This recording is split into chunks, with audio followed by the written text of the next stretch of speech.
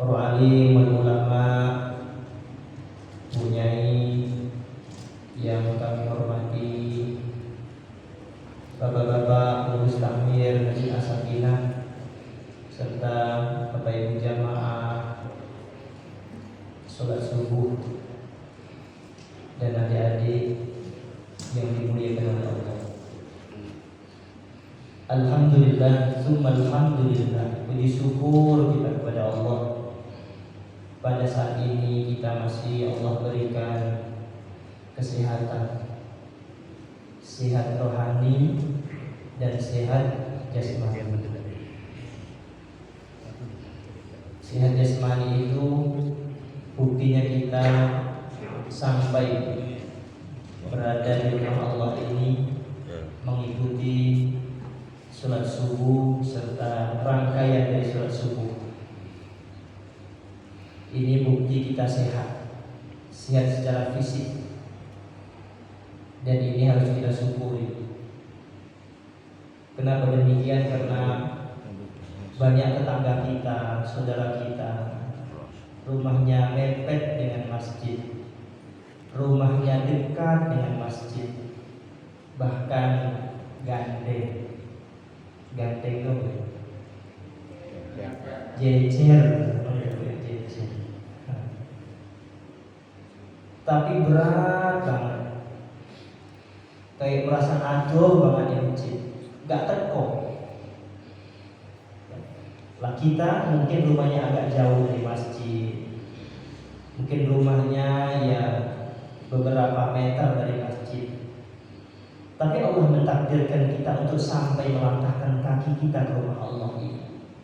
Berarti tidak semua orang bisa. Alhamdulillah, kita syukuri. Karena orang yang rindu dengan masjid itu besok ketika tidak ada perlindungan sama sekali di hadapan Allah, besok orang yang menggantungkan hatinya, orang yang cinta dengan masjid, orang yang apa-apa pokoknya masjid dek gawe dek urun rembuk, masjid duwe gawe dia yang ikut repot, ikut andil, besok karena di hari kiamat tidak ada satupun yang mendapat perlindungan dari Allah. Orang yang semacam ini salah satunya akan mendapat perlindungan dari Allah Subhanahu wa taala. Semoga kita ini termasuk bagian dari orang yang memakmurkan masjid.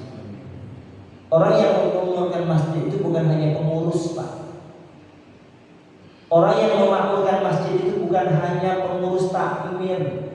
Pengurus takmir itu adalah pengurus yang bagaimana masjid ini adalah makmur. Itu pengurus. Tapi bagian dari yang memakmurkan masjid ini adalah kita semua ikut meramaikan masjid, ikut berduyun-duyun ke masjid. Apapun kegiatan di masjid kita ikut. Inilah bagian dari orang yang termasuk mendapat perlindungan di hari kiamat kelak. Kenapa demikian? Karena di muka bumi ini yang paling suci, yang paling Allah sukai di muka bumi ini adalah hanya masjid. Pun awak dewi dibiasakan. Dibiasakan apa? Anak-anak kita kenalkan dengan masjid. Kata Imam Al-Ghazali itu salah satu buktinya besok akan hancurnya dunia ini, akan porak-poranda sistem dunia ini, akan hancur di suatu tempat, akan tidak dapat ketenangan di suatu daerah ketika di masjid tidak terdengar lagi suara anak-anak. Pelayannya bocah-bocah gak ono, jeritan anak-anak gak ono, anak-anak kayak masjid diseneni, anak-anak bergurau di masjid diseneni. Bahkan tertulis anak-anak dilarang bermain di masjid. Ono tak? Masjid ini gak ono ya? Ono masjid dia. Tak suruh copot, dicopot ini. Anak-anak dilarang bermain di masjid. Lo anak-anak tak boleh bermain di masjid, berarti suruh main di mall ya. Bahkan masjid itu disiapkan bagaimana remaja, bagaimana anak-anak betah. Internet disiapkan, alat-alat olahraga disiapkan, tempat bermain disiapkan. Ini adalah bagian dari mengikatkan hati anak-anak kita yang tidak peduli dengan masjid, bahkan akan membentuk generasi-generasi yang akan datang untuk cinta masjid. Tatkala kita di Masjid Agung itu setiap tahun ada lomba, 2 tahun sekali. Lomba syaratnya mengikuti kegiatan itu utusan dari remaja masjid. Banyak yang lapor, Pak, bagaimana kalau kita nggak punya remaja masjidnya? Terus ini apa? Wong tuwek tok. Jadilah terus piye? Masa lomba wong tuwek ta wong? Iya. Lah gak ono, Pak remaja gak ono. Wah, ini repot ya.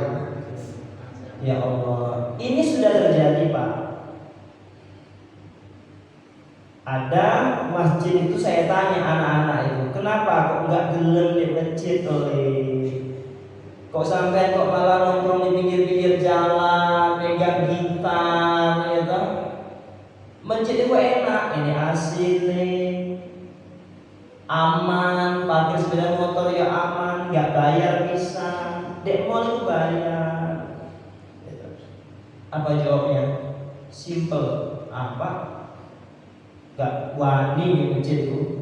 Loh, kok gak wani tuh ya? Oh, tak biar dong, bosan-bosan terus ya.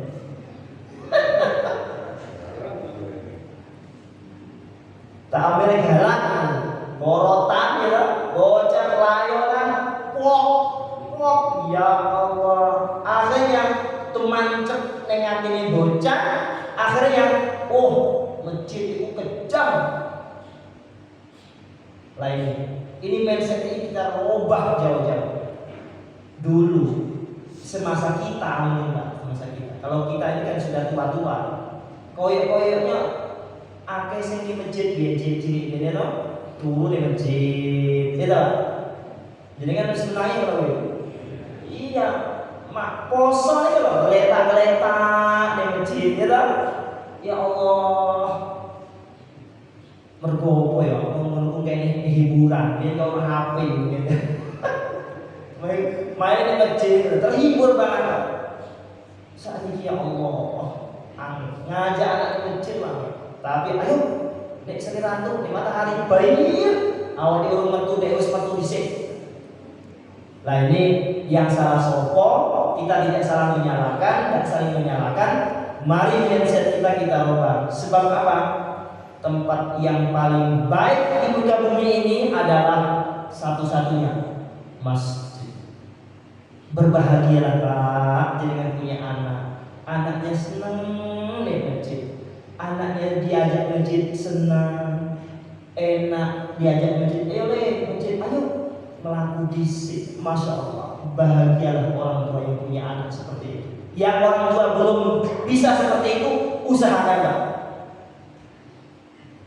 Kadang-kadang awak sayang dengan anak itu kebablasan, apalagi ibu-ibu. Anak-anak itu dulu, ya toh, ngomong bapak, gak usah digugah.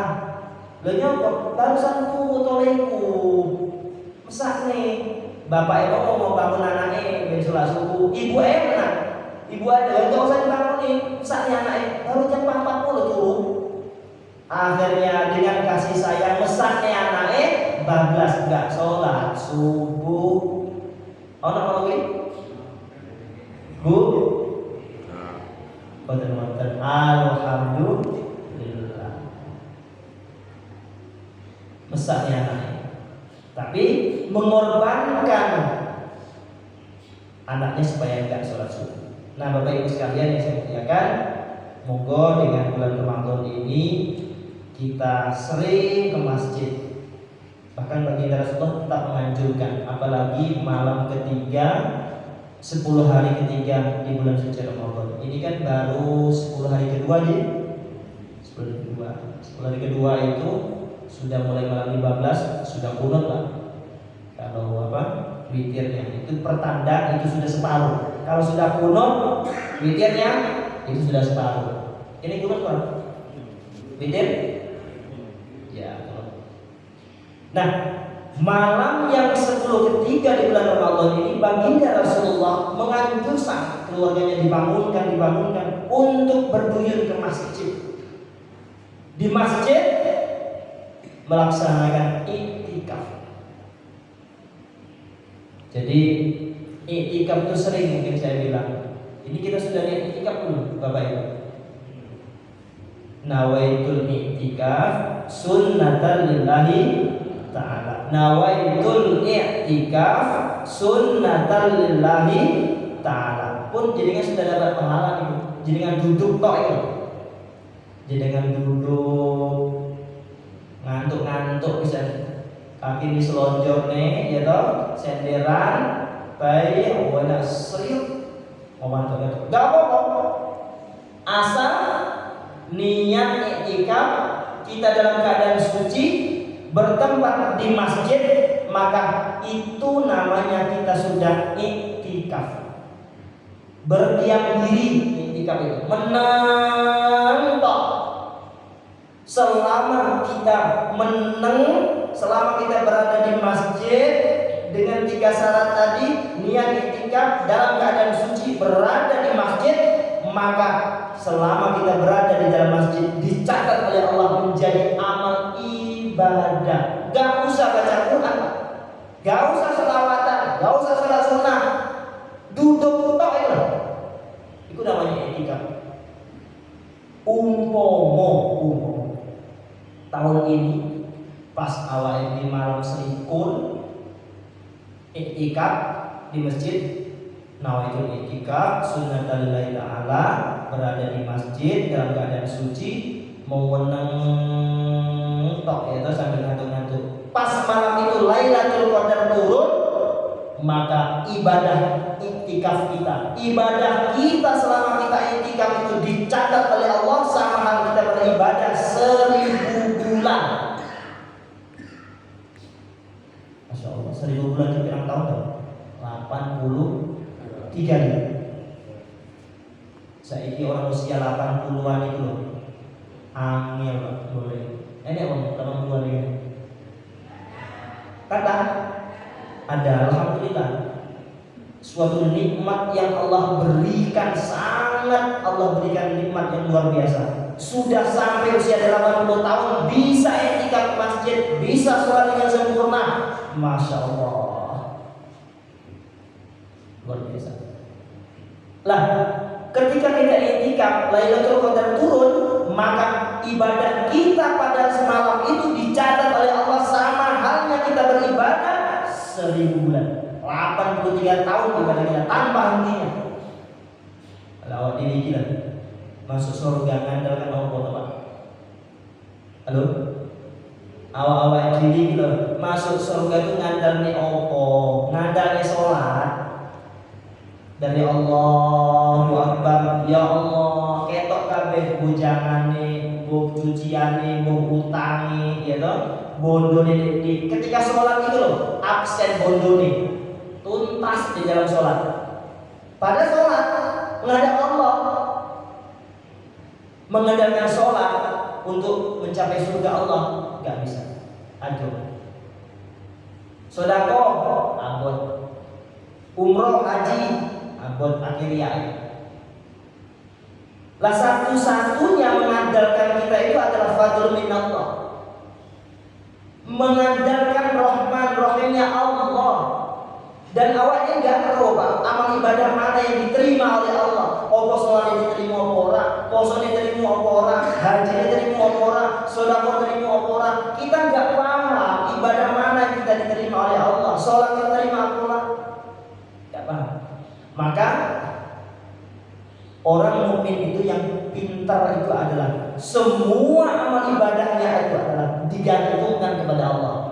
Wa ma khalaqtul jinna wal insa illa liya'budun. Manusia ini, kita ini Allah ciptakan itu untuk apa? Untuk beribadah kepada Allah. Beribadah, Pak, Bu. Nah, kadang-kadang kita menceritakan ibadah ini, masa urip sholat toh. Maksudnya ibadah itu sholat toh. Masa urip ibadah atau istri katanya nyebut gawe. Maksudnya nyebut gawe kan ibadah.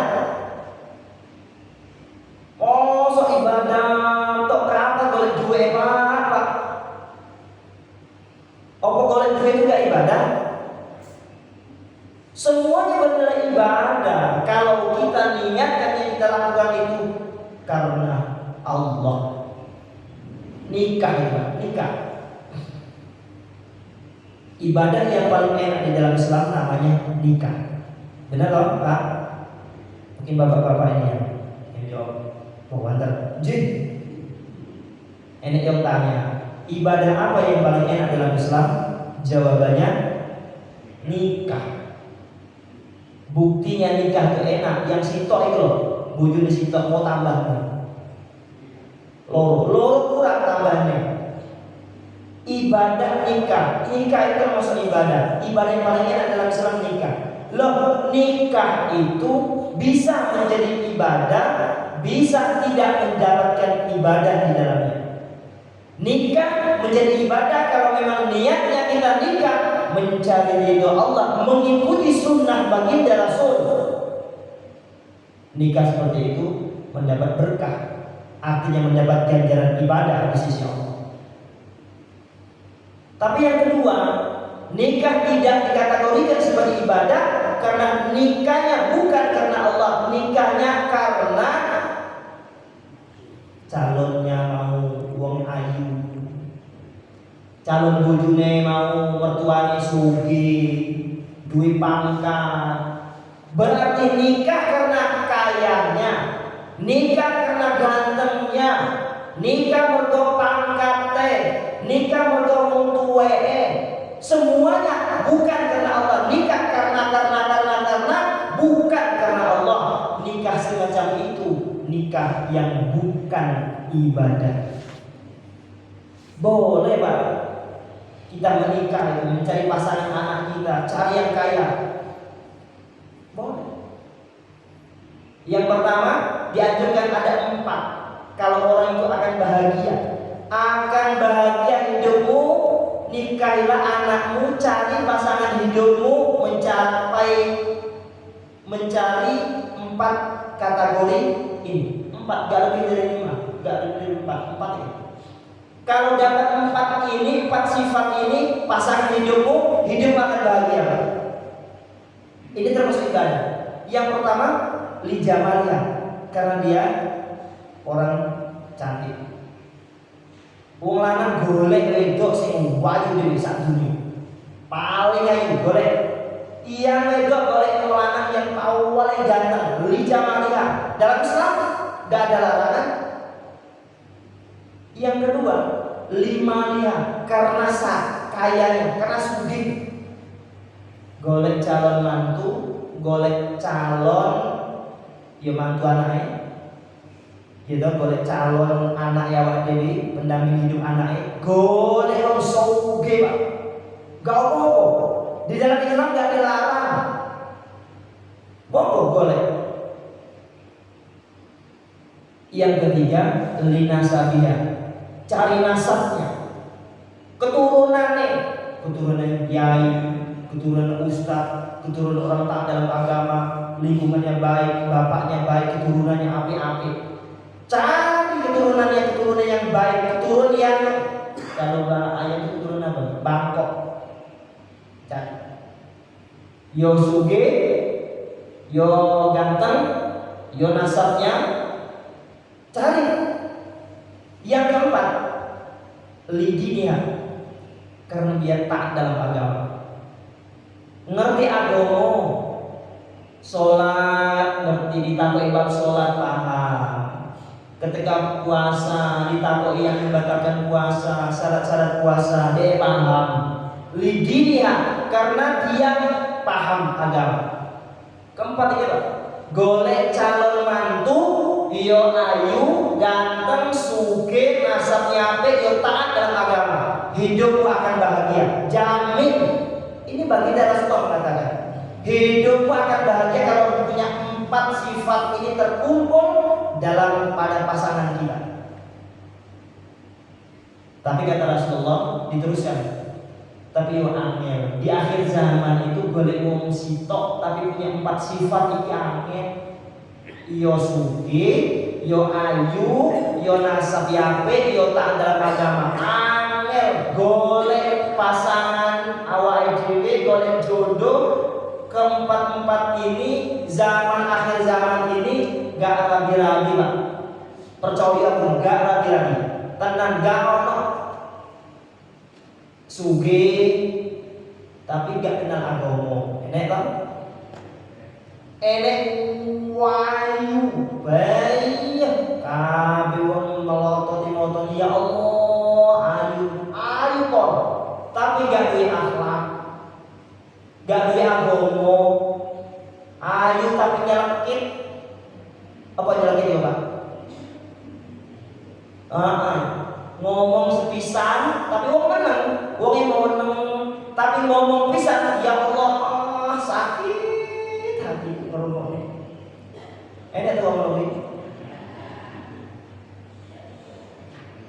Wong gak teko ya, jelas gak teko. Aku roh ngomong. Wong meneng tapi ngomong pisan itu ya Allah lekit. Ayu bocahnya ayu tapi gak duwe akhlak. Kalau ibu kayak ngomong karo koncone, hormat kepada wong liya ketimbang ibu bentak-bentak. Wah, tak omongi mau terus ngono. Ya Allah, ngomong karo ibu mau bentak-bentak. Ayu bocahnya gak duwe akhlak. Lo enek nasab apik, yo sugih, ya ta? Yo duwe agama, tapi ora pate ayu. Enek ngono kuwi. Nah kata Rasulullah, jika engkau sulit untuk mencari pasangan hidup 4 sifat ini, ya sulit kita cari, maka Rasulullah mengambil jalan tengah. Fadfar bidatin taribat yadak. Cari kamu yang nomor 4 nom. Apa nomor 4 nom? Lidiniha, karena dia tak dalam agama. Carilah pasangan mantumu, cari pasangan hidupmu. Kalau keempat-empat gak bisa terkumpul, yo gak sugih, yo gak ayu, nasabnya yo gak begitu apik. Tapi yang nomor 4, karena dia taat dalam agama, karena dia kenal akan agama, ambil, jadikan mantu. Walaupun gak sugih, walaupun gak ganteng, ambil. Kenapa? Dia ini orang yang taat dalam agama. Fadfar bidatin, maka hidupmu akan bahagia. Guys, saya pertanyaan. Ibu-ibu, enek wong ngelamar ke rumah jenengan kan punya anak perawan. Assalamualaikum. Waalaikumsalam.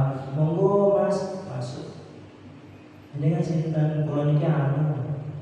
Niki oh, jadi pakai apa no? Iku pakai sepeda ontel, ya kan? Ngontel. Nah terus pripun? Kulo niki Bu mau meneruskan hidup. Loh, mau hidup kemana? Kulo niki nekat Bu. Kulo mau nikah karo anak jenengan.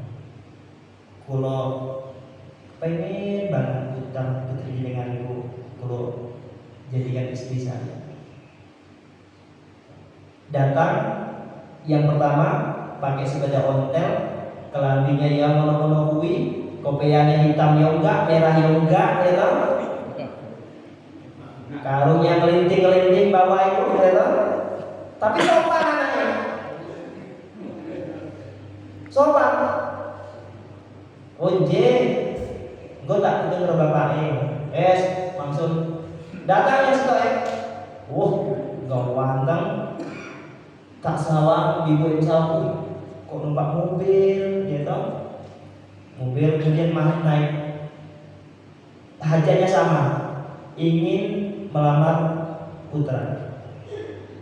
Disawang pakaiannya rapi, wongnya ganteng, sugi. Tapi kalau kui ketika masuk dia nggak salam, gitu, nggak dipersilakan duduk langsung duduk, gitu. Wah ini nggak diadab, nggak diakhlak. J, nanti tampilan bapaknya, bos, rembuk bapaknya. Yang dipilih kalau termasuk jenengan yang peristiwa itu mau, yang jenengan pek mantu sing dewe mobil, apa sing dewe sepeda ontel, tapi duwe akhlak, punya mobil gak duwe apa-apa, tapi akhlaknya gak duwe, jangan agamanya gak duwe, sholatnya gak iso. Jenengan pilih sing di pendamping anaknya.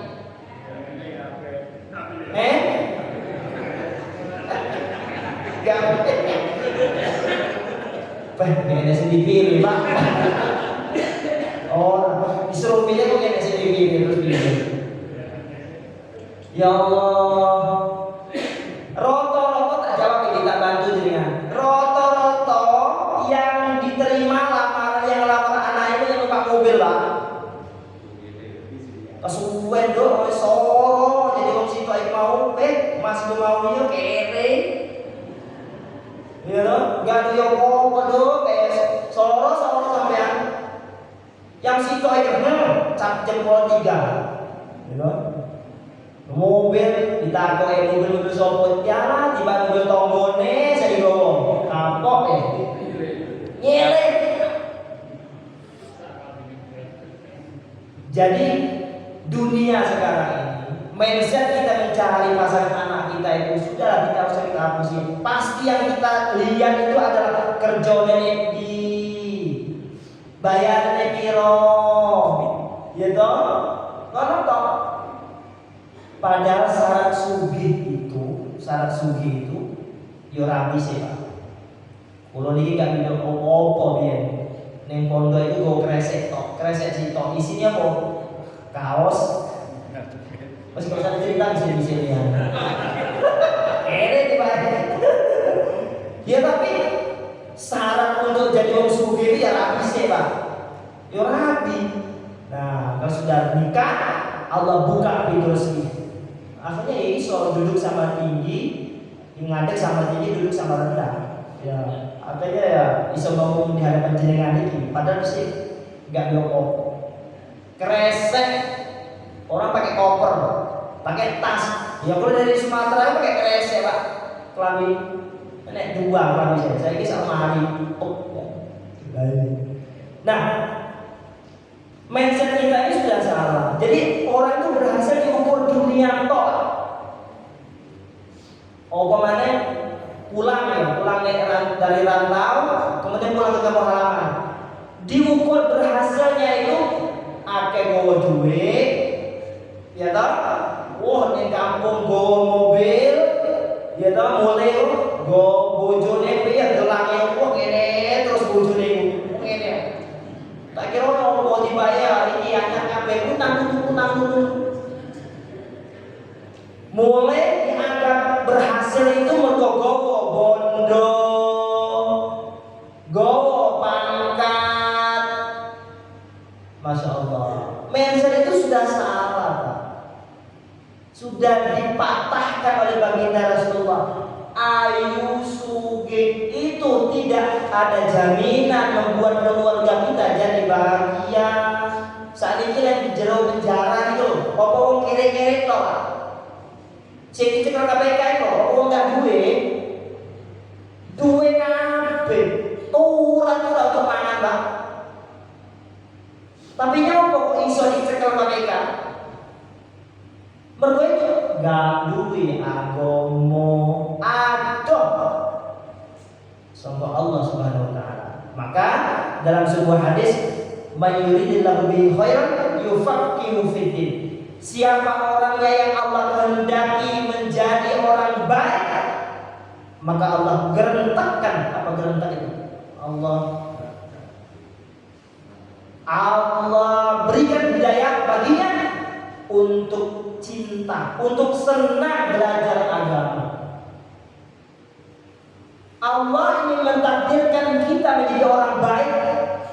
Maka kita dibuat oleh Allah hati kita ini senang kepada orang yang belajar agama, dan kita juga senang belajar tentang ilmu agama ketika buka HP mencari masalah-masalah agama. Bu sholat, bu syarat sholat, itu bu rukun sholat, bu bacaan-bacaan sholat. Semakin usia kita semakin sepuh, semakin usia kita semakin jatahnya menipis, maka orang yang Allah takdirkan menjadi orang baik, dia senang banget ke pengajian.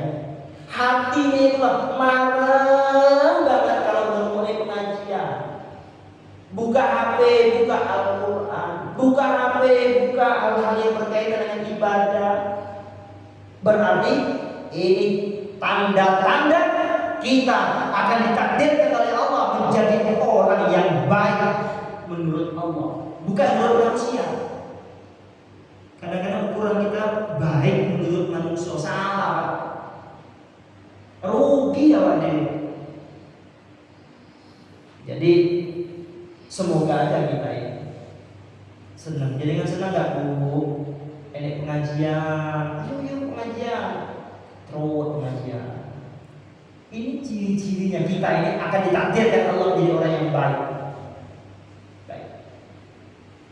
Kayak bab sholat, saya tanya ibu, pak, jenengan usia sudah ada yang 50, ya kan? Ada yang 60, kalau saya sudah 50 tahun, jenengan ada yang 65, berarti kalau kita sholat dari usia 15 tahun itu, berarti sudah 50 tahun, 65 usianya sekarang, berarti sudah 50 tahun sholat. Dari mulai usia 15 tahun kita sudah terkena khitab wajib sholat. Sudah pernahkah kita berhadapan dengan guru atau orang yang ahli bacaan Quran yang mentasbihkan bacaan sholat kita? Rukun sholat yang mutlak harus kita baca sesuai dengan kaidah baca Quran adalah membaca suratul Fatihah dan At-Tahiyyat. Dua ini yang wajib dibaca. Yang lain kalau sholat gak harus ada bacaan. Ruku yang dinilai bukan bacaannya, gerak ruku kita. I'tidal bukan bacaan sami Allahu liman hamidah rabbana lakal hamdu, bukan bacaan i'tidal yang dinilai Allah, tapi gerakan ruku kita sempurna atau tidak. Sujud juga demikian, bukan bacaan sujudnya yang dinilai Allah, tapi yang dinilai Allah gerak kita sujud itu sempurna atau tidak sujud kita. Itu yang dinilai Allah. Tapi kalau Fatihah yang dinilai oleh Allah adalah bacaan kita, bacaan Fatihah. Kalau Fatihah menjadi rukun sholat, berarti Fatihah kita harus kita baca sesuai dengan kaidah baca Quran. Nah pertanyaannya, sudah pernahkah kita ini sudah bertahun-tahun, puluhan tahun sholat, wis tahu apa urung mentasbih bacaan Fatihah Pak Ustaz, Pak Nyai, Bu Nyai, tolong jenengan semak je Fatihah kula. Salah jenengan salahno. Bismillahirrahmanirrahim. Alhamdulillahi rabbil alamin. Umum aja. Pak, baca jenengan salah, bukan ngalamin tapi mentasbihkan, mencocokkan bacaan Fatihah kita di hadapan orang yang ahli bacaannya supaya sah sholat kita, supaya sempurna ibadah sholat kita. Sudah pernahkah seperti itu?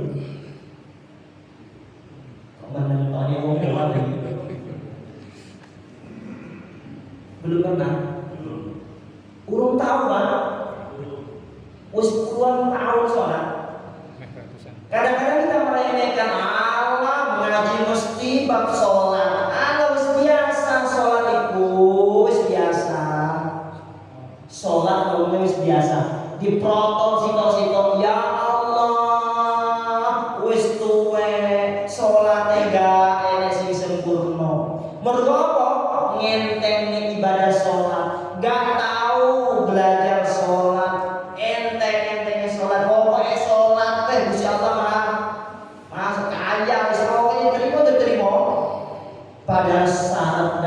sholat itu ada. Rukun sholat salah satunya membaca suratul Fatihah. Membaca. Nah pertanyaannya, ya Allah, urung tahu Pak, urung usia tulis kue ini urung tahu, terus piye to sholatnya? Lah, punya ada rasa penyesalan, punya ada gerentek untuk belajar, punya ada rasa piye sholat lebih sempurna nih, lebih khusyuk nih. Itu ciri-cirinya orang yang Allah kehendaki menjadi orang yang terbaik dari Allah. Dia merasa sholatnya gak sempurna, akhirnya buka buku, tanya-tanya lagi, sering ikut pengajian, sering tanya tentang bab sholat. Kalau menang untuk belajar ya enggak, takut ya enggak, merasa bener dewe, enek cucunya putune sing bab salah baca jenengan iku. Lele kowe aku mesti mengawakmu. Malah nenek putune, padahal putune lah wis Quran khatam TPQ, bacanya pasif. Mbak mau gak pasif, bisa nenek putune, disalahi putune, dibenari putune, nesu mbak mau. Ini toh ada terjadi Pak di sebuah masjid, imam ternyata yang bisa baca Quran itu tidak semuanya bisa dijadikan imam. Saya ulangi lagi. Yang bisa baca Quran belum mesti bisa dijadikan imam sholat. Seperti sholat, seperti suaranya bindang-bindang itu gak boleh tak jadi imam. Bismillahirrahmanirrahim. Alhamdulillahirabbil alamin. Ya na'budu wa iyyaka nasta'in. Gak boleh Pak. Suara bintang nomor sewu gak boleh jadi imam. Nomor sewu yang iki wedok lanang kok mirip wedok melakune ya toh apa jenenge iku? Gak boleh jadi imam. Atau bacaan yang R-nya roh, Rahman, Rahman, rumah, rumah, ini apa? Itu apa jadinya? Apelu. Itu gak bisa jadi imam. Ar-Rahmanir Rahim. Roh jadi roh kabeh. Tapi kalau dia bacaan untuk sholatnya sendiri sah. Tapi untuk jadi imam, kalau ada yang lain, ambil yang lain. Lah, enak imam di suatu masjid bacaannya tidak sesuai dengan kaidah. Saya contoh bacaan yang tidak sesuai dengan kaidah baca. Bismillahirrahmanirrahim. Wis padang ya, wis mari. Jangkir lagi tak bocah. Enggak ketok jangkir, kero. Poin yang terakhir. Bacaan yang Fatihah yang tidak standar dari imam. Bismillahirrahmanirrahim. Alhamdulillahi rabbil alamin. Alhamdulillahi rabbil alamin. Itu sudah dua masalahnya. Bacanya itu sudah dua masalahnya. Kalau orang itu nggak boleh dikolkolahkan. Lidahnya harus kelep dulu, baru dilafalkan huruf sesudahnya. Alham. Bukan alham, ada le-nya. Alhamdulillahirabbil alamin.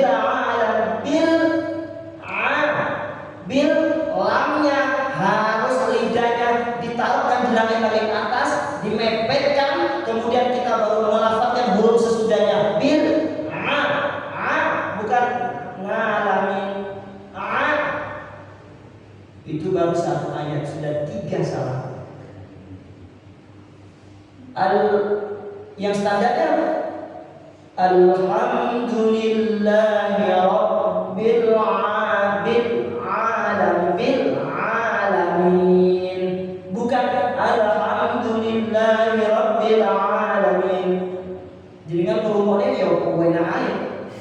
bablas saya. Pada orang yang ahli qiraatnya itu sudah tidak ada kesalahannya. Ya batal Pak sholatnya? Ya enggak.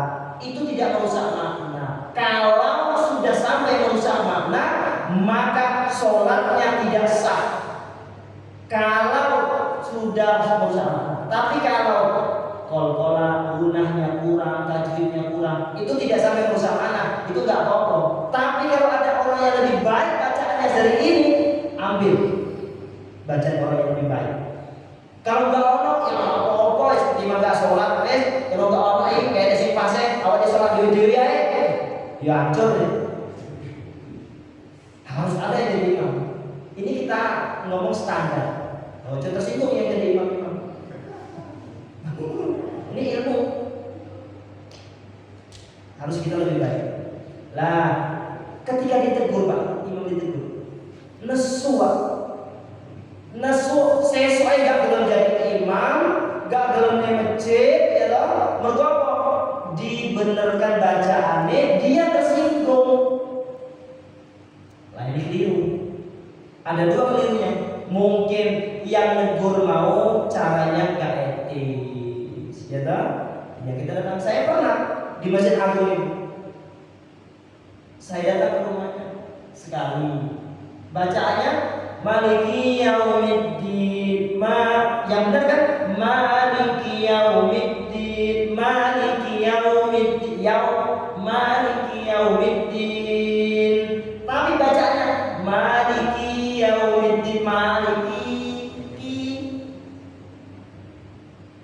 Saya datang ke rumahnya. Assalamualaikum. Malah dikei kopi, dikei sarapan. Kenapa? Cara kita menuturkan, cara kita membenarkan itu adalah yang baik. Kita datang ke rumahnya, belajar sama-sama kaji, ngapunten. Saya dengar itu bacaannya seperti ini tadi. Apa perlu salah? Maliki yaumiddin itu bukan Maliki yaumiddin, tapi Maliki yaumiddin. Masa? Kayak mana toh? Jadi kita bareng-bareng kaji. Maliki yaumiddin. Akhirnya dia menerima, kita kewajiban kita meluruskan juga selesai. Kewajiban sama-sama selesai. Nah besok dia salah lagi bacaannya, bukan urusan kita, dia langsung pada Allah. Kita sudah selesai. Nah, jadi Bapak Ibu, monggo. Nah mungkin yang kedua tadi, yang kedua ya baperan mungkin ya. Gak terima misalnya engkau aku jadi imam wis tuwe, yaitu aku tuwe aku di awakmu kok malah bener-bener ya aku kayak bener-bener dewi lah ngono wis keliru kabeh aja ya.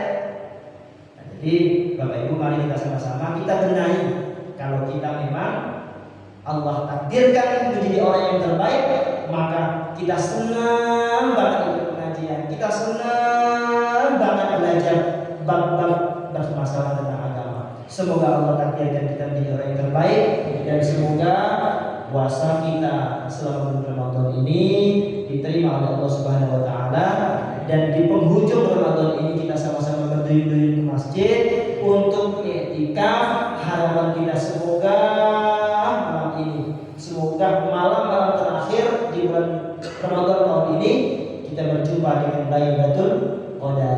Amin ya rabbal alamin. Rabbana hab lana min azwajina wa dhurriyyatina qurrata a'yun waj'alna lil muttaqina imama. Allahumma taqabbal minna innaka antas samiul 'alim wa tub 'alaina innaka antat tawwabur rahim. Rabbana atina fid dunya hasanah wa fil akhirati hasanah wa qina 'adzabannar. Walhamdulillahi rabbil alamin. Assalamualaikum warahmatullahi wabarakatuh.